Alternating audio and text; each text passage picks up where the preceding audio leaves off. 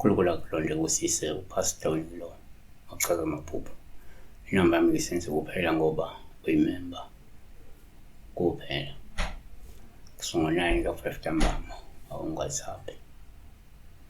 Awungithumela SMS. Uma ngifonela kumbuza awungibuzi igama. Wena sokufuna usizo uyayichaza wena. Sibheke ana Natasha Carlion Zimba. Hi, Pastor. My name is Natasha from Mozambique. I dream my husband kicking me out of the house, but his eyes were blown as if he's never to see again. Please help me because I'm now confused. Natasha, uphuphindo takhe imxosha endle imkhiphe endle. Asikhohlwa ukuthi bina mehla blonde ngathi ngisi ayiboni noma ngibona.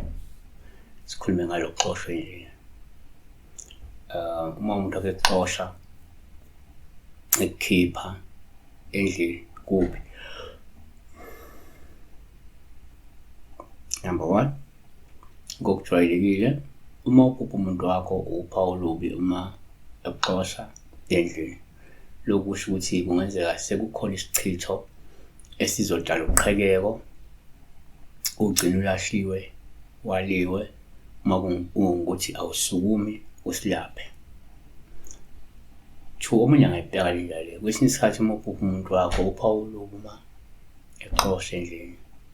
Lokho kungasho ukuthi kungenzeka ithongo lalo muntu elingasakufuni eselidubile elingakufuni inhliziyo lo muntu ngoba kunephutha elibi nelisinengiso lenzile njengokuthi utho abanye ukuthi uchithile noma usebenzise umuthi osentshela lo muntu. Isithathana bese ngamxosha semkhiphe noma uchithile ulale nomunye umuntu ongcolile. Isithathana bese ngamduba noma uhambile walanda into umoya omubi oyisithwala isigubhu usufukodwa nalo muntu lo lento sizoxosha manje ukuthi ubone usuza nomoya ongalungile yabo noma okunye nje okunye ongakwenza. Asivale kanje. For kuyenzeka kodwa uma uphupha umuntu wakho ubuphawu ngelubo uma exosha endlini. Lokho kusho ukuthi kungenzeka uyakholiswa ukuthi usazozenza kulo muntu noma usazozenza nalo muntu uphinde uthole injabulo kulo muntu noma kulo budlalo noma kungukuthi kalokhisha isilo ngesikhathi exosha. Wasibheka nje njengoba abanye abantu amaphupho afika kwi-opposite direction. Uma eshaywa exoshwa into nje issues nje uma ekhala ezobuhluku usho injabulo. Yabo. So uma kunjalo nala kungenzeka lento ingafika uma ukuthi kunento eyinjabulo zethela kulo budlelwane. Siyabonga kakhulu besibheka la uma umuntu exosha endlini ekhipha endlini.